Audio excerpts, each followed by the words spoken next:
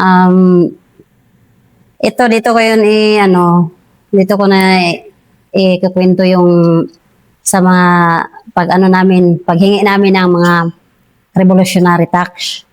Kasi naging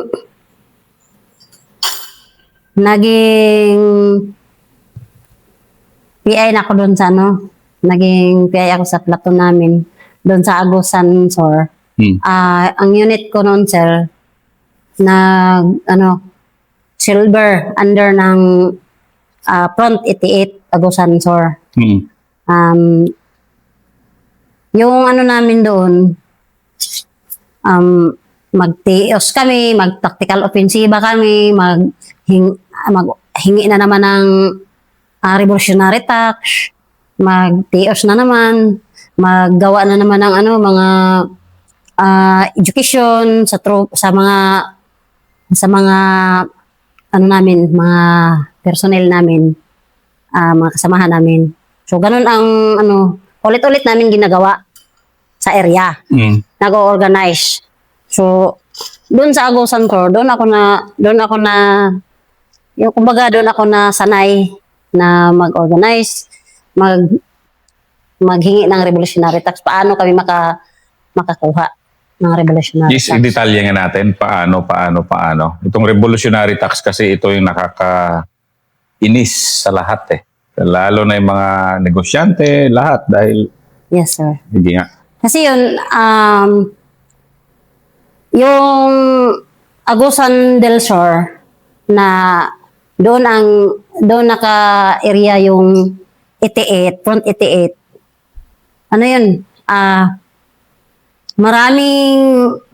Maraming mga puno ng mga kahoy, mga lawaan, ganun, na inooperita ng mga negosyante. Magkakating sila ng mga kahoy parang maglaging, kumbaga. Kinukuha nila yung mga lawaan para ibenta nila sa binta nila doon sa Butuan, sa Cagayan, ganon. So kaming mga organizer, area man namin yung San Luis, Lapas hanggang sa Pilpac. So lahat na mga nag-ooperate na mga kontraktor ng troso, yung mga kahoy na kinakating doon para ibenta, mga lawaan. So minomonitor namin kung sino ang mga kontraktor, sino ang mga may-ari ng transaksyon.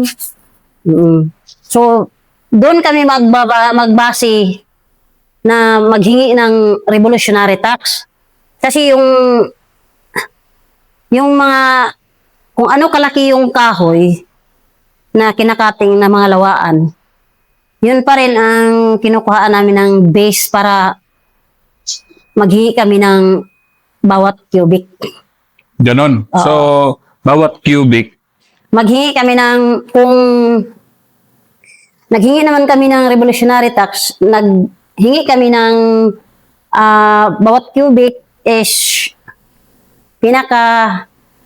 maximum 500 per cubic.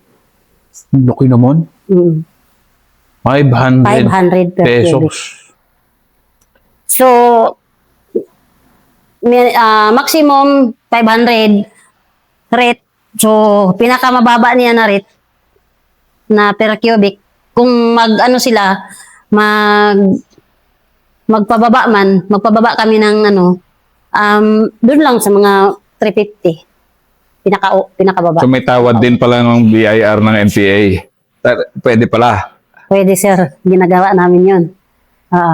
So, pag sinabi ng mga kontraktor, linapitan man namin yun kasi yung platoon ko na silver, siya.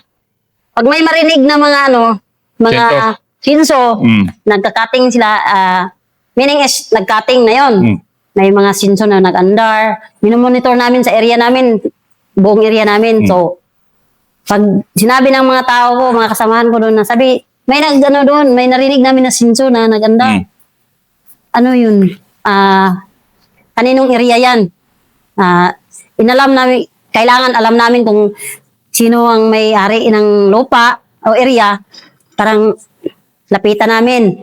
Para malaman namin kung sino ang kontraktor na pumasok sa area niya.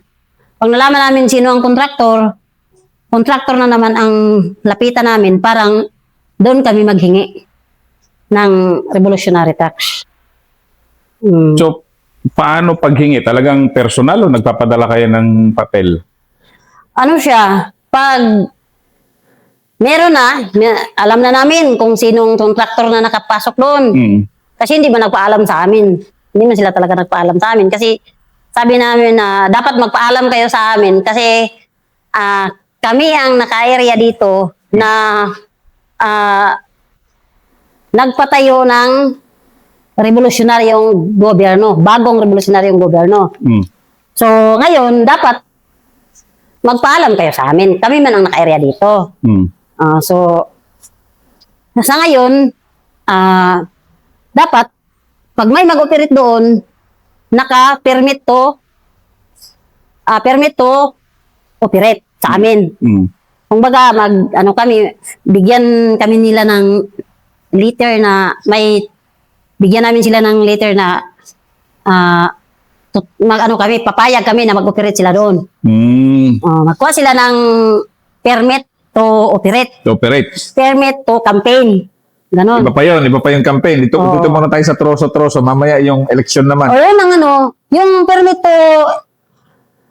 operate, yun na yung sa troso. Kasi di sila makapag-operate doon kung hindi sila makatanggap ng permit to operate. Galing sa inyo. Oo. Sabi namin, kung di kayo paalam sa amin, siguraduhin namin na palpak kayo sa transaksyon nyo dito. Kasi, pwede naming, susunugin namin yung mga makinaryan nyo. Hindi kayo makapagtuloy sa transaksyon nyo. So, naghingi kami ng pira dahil sa gagamitin namin sa pangbili ng bala, baril, mga tambal. Doon sabi namin na doon namin gagamitin para sa buong ginawa sa revolusyonaryo. Nagbibigay ba kayo sa tao? Hindi naman totoo, sir. Hindi. Hindi totoo, sir.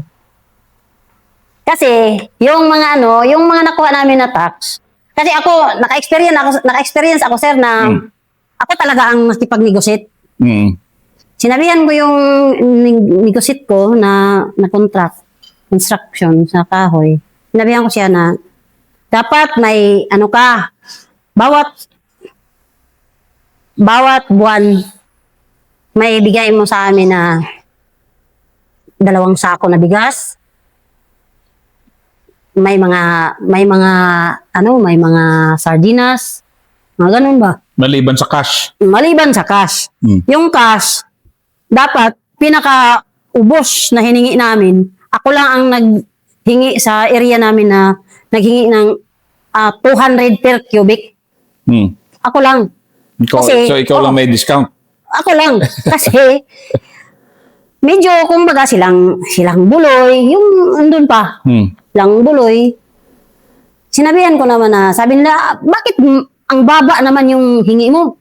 Sabi nila, bakit ang baba naman yung hingi mo? Kasi pinakamababa natin sa buong region, ang rate natin, di ba, 350 pesos. So, bakit pinapababa mo pa? Sabi ko, kunting construction lang yan. Kunti lang siya na, kunting lang yan. Transaction niya sa kahoy. So para upward niya, continuous yung pagbigay niya sa atin. At least naman lang may dalawang sako na bigas na mabigay niya. May trisby, may sardinas, may mga etcetera, mga kunti-kunting ibigay niya. Okay na yun. At least mayroon. May 10,000 na ibigay niya bawat buwan. Okay naman yun. Sabi ko, okay naman yun. Sana, continue lang. So, So ako lang ang nakapag-ano sa kanya.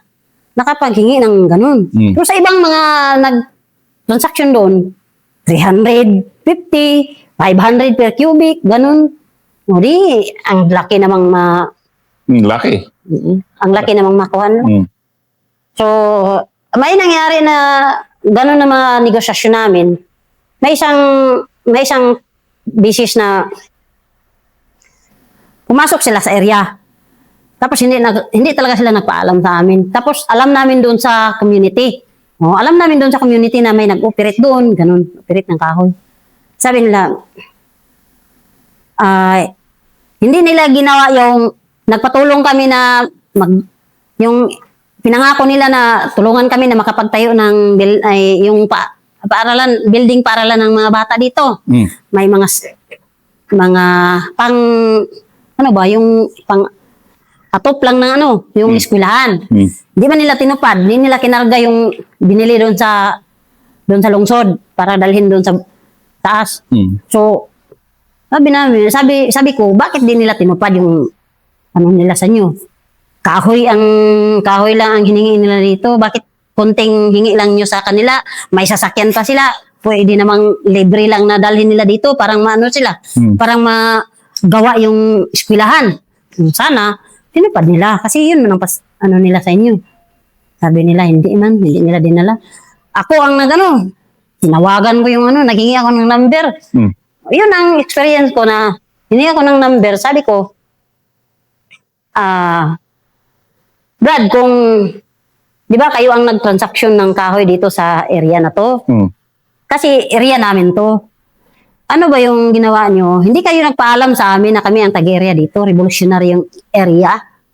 Revolutionary tax, dapat magbigay kayo. Ngayon, hindi kayo nagbigay. Hindi pa nyo tinupad yung hiningi ng mga taga-community. Ngayon, hindi kayo nakipag-negotiate sa amin. So, anong gagawin namin sa inyo? Sabi niya, anong obligasyon namin sa inyo? Sabi niya, magbigay talaga kayo ng revolutionary tax. Ganito, kailangan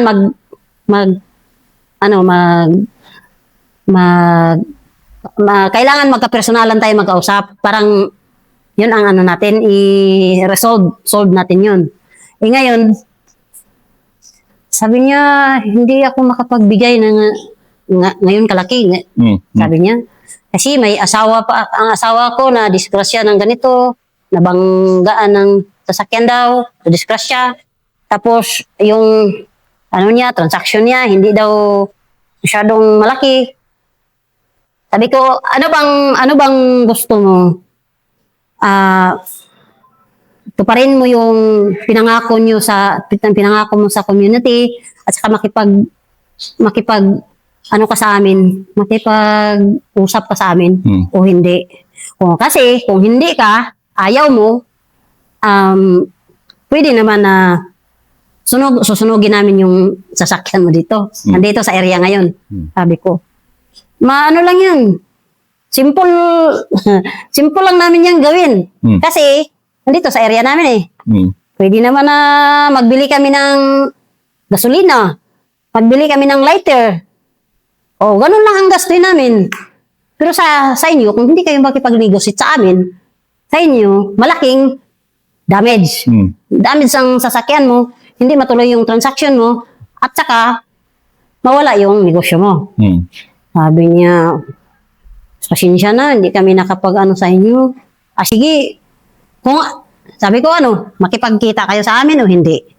Kung hindi kayo makipagkita, may mangyari sa mga sasakyan na dito. Pero kung makipagkita kayo, makipag-usap lang kami para natin yung transaction mo. So, sabi niya, sige, doon kami magkita sa area na. Ako, medyo kumbaga, stricto ako ng seguridad.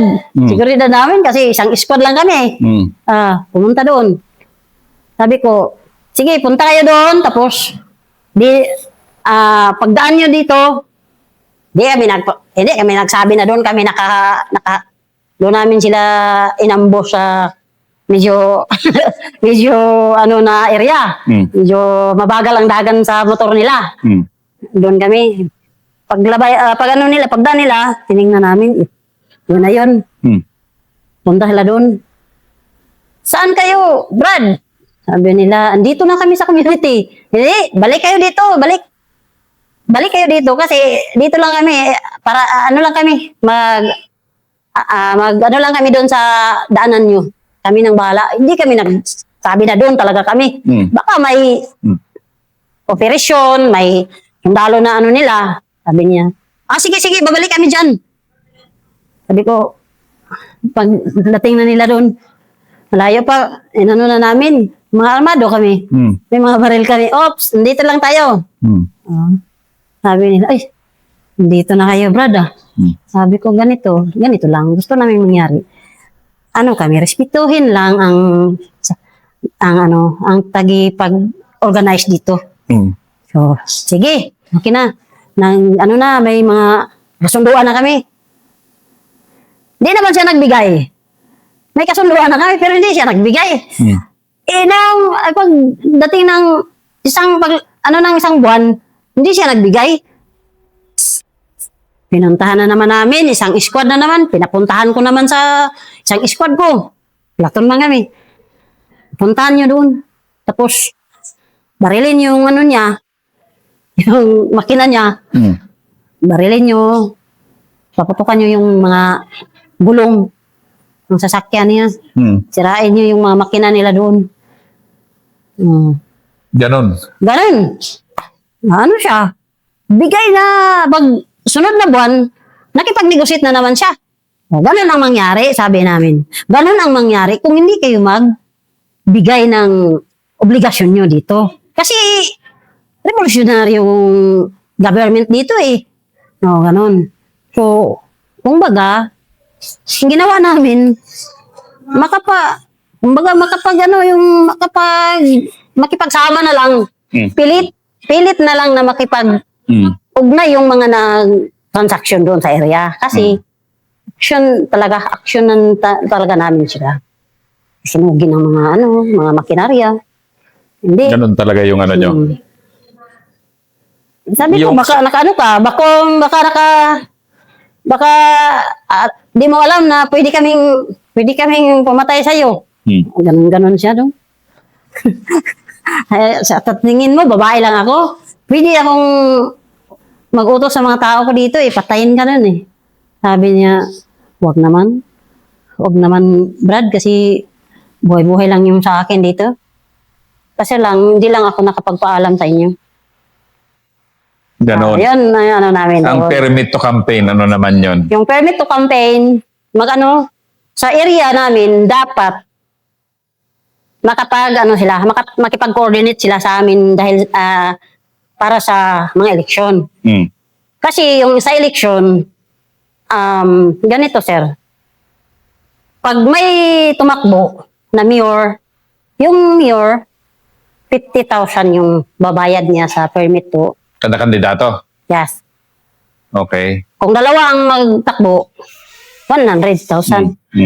Kahit hindi namin sinuportahan, 50,000 talaga. Pag nag-campaign, pag nag-convince siya doon, kampanya ng area namin, 50,000.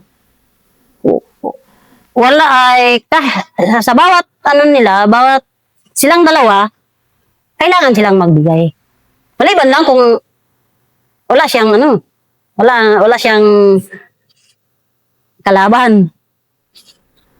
Maliban lang kung wala siyang kalaban sa politika, siya lang yung mag-isa, yung magbigay ng permit. Ganun ba? Oo. Tapos,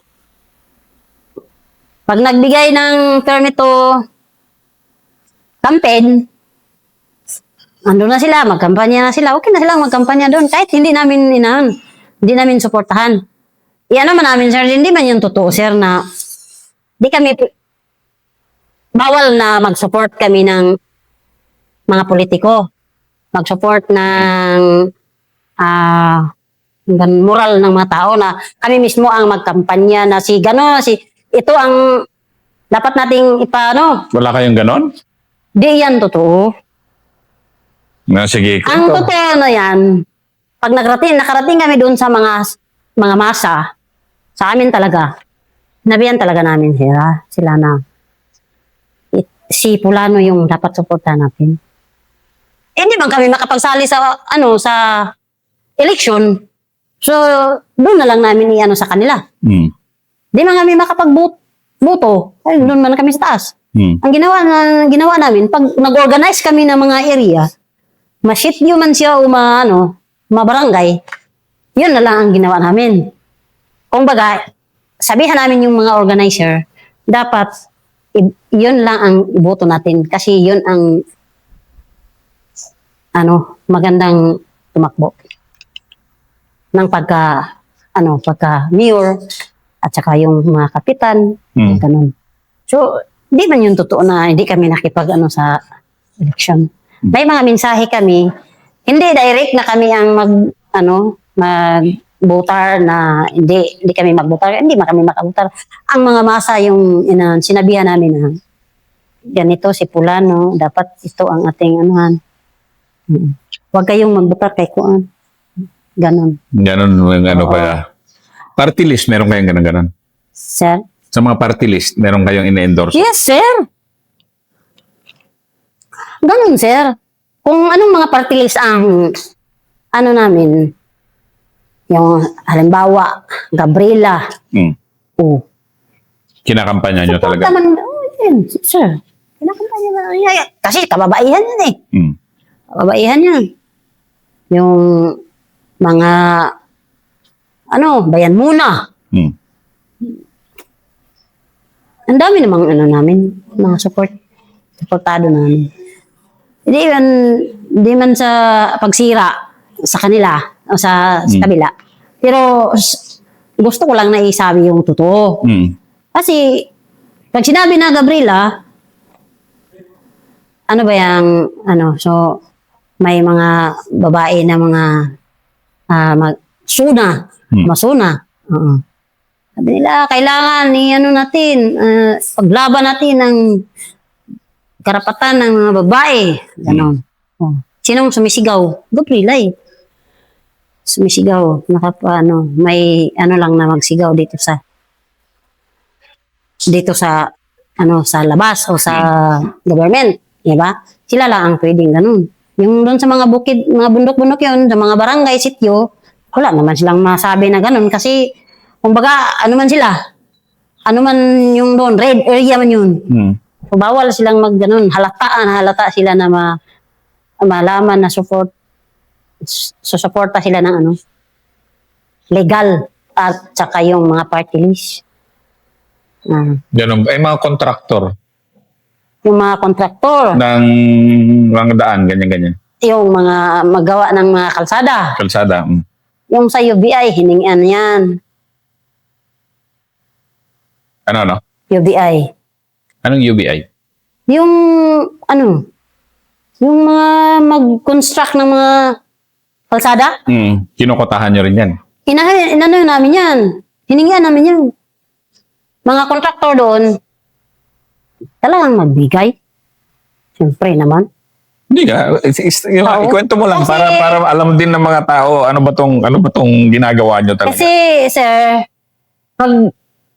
palagi kaming nakasika, social investigation and class analysis, doon sa aming area. Yung area namin. So, pag nakuha namin yung SICA, social investigation and class analysis sa buong area, buuhin namin ang plano na dapat kung sino yung mga naka-construct sa mga daanan na doon na bilong sa area natin, dapat hingian natin ng revolutionary tax, yung sa mga construction, sa kalsada, ganun. Tapos UBI, yung di ko na Hindi mo na malala yung ibang mga kumpanya. Pero yung palaging nabanggit na magbigay, yung sa UBI. Sa UBI at saka yung kalimutan ko yung isang kumpanya na ng construct ng kalsada. Doon sa Upper Pulangi, UBI talaga yung hiningian namin na yung nakakuha kami ng isang M16 doon. Bigay Serious nila? yun. Bigay ng ano? Na ano siya, nagbigay siya ng bigas sa Pero amin. armas, hindi kayo kumukuha sa mga ano, hindi kayo humihingi sa mga kontraktor. Hindi. Kasi, ano man, yung armas na sinabi ko na nakuha na, doon man yun sa sundalo. Hmm. Nakuha namin. Pero, ano siya, kumbaga serious siya na trabaho. Hmm. Na serious siya. Nag-negotiate kami ng alas 5 hanggang alas 6. Ninegotiate namin yung UBI doon sa baba ng pinusta namin kasi doon sila nag-construct. Hmm. So, negotiate namin yung yung UBI parang magbigay sila ng bigas, konting pira, ganun. Kasi may naghingi na sa taas eh. Hmm. Mga pledges na lang ang sa amin. O, kasi yung ano nyo, Yung regular na naghingi ng revolutionary tax ng UBI doon sa pinakataas, region. actually sa totoo lang, napakayaman ng MPA dahil yung national nyo, kumukuha sa mga malalaking kumpanya din sa baba. Yes, sir. Regional nyo, kumukuha rin. Kayo, parang pledges Front na lang. na naman, kumukuha siya. Hmm. Yung sa, pa naman namin, sa platoon na naman namin, yung section, Hmm. kung may nag-operate doon na UBI, pwede naman kaming maghingi kahit pledges lang o konting pira lang. O, Pero ganun talagang lang. may nakapagbigay na yan, nakapagbigay Pero na sa tapos region. tapos nang negotiate doon sa taas na dito kayo magbigay ng malaking pira na based sa hiningi sa inyo. Pero kung may mga naka-area na mga in-pay doon sa area nyo, pwede naman na magbigay kayo doon. Pero konti lang. Pledges lang at saka yung kung may konting pira na hingin sila sa inyo, okay lang yun. Kasi may rate kami. Pero yung nga lang, hindi nyo alam, hindi naman sa ano, pero buti nga, gobyerno ng Pilipinas ngayon, may mga tarpaulin nga, this is where your taxes go. Parang alam natin ko, sige, may mga tulay, may sa inyo kasi, hindi nyo talaga alam, no? Kung saan Hindi. napupunta lahat. Yung pinakamalaking rate na kinuha sa region, hindi na namin alam. Hindi alam. Kung member ka ng committee sa region, alam mo. Hmm. Pero kung hindi, member ka lang ng pinakababa o section ka lang, pwedeng alam mo yung sa front. Kung sa section ka lang na level, Hanggang doon lang yan. oo, hanggang doon ka lang alam, doon mo lang alaman. Kasi yung mga leader sa section, mag-meeting yung committee sa front at saka yung sa section committee. Yun lang ang level. Hmm. Pag pag sa taas na, wala na, may sinabi ng compartmentalization. Na doon lang. Compartmentalization. Ibig sabihin yan, hanggang dyan lang alam mo, wag ka na hmm, Hindi ka na makialam Huwag ka na makialam sa taas. taas. So- Ayan po ang episode tungkol sa revolutionary tax ng NPA.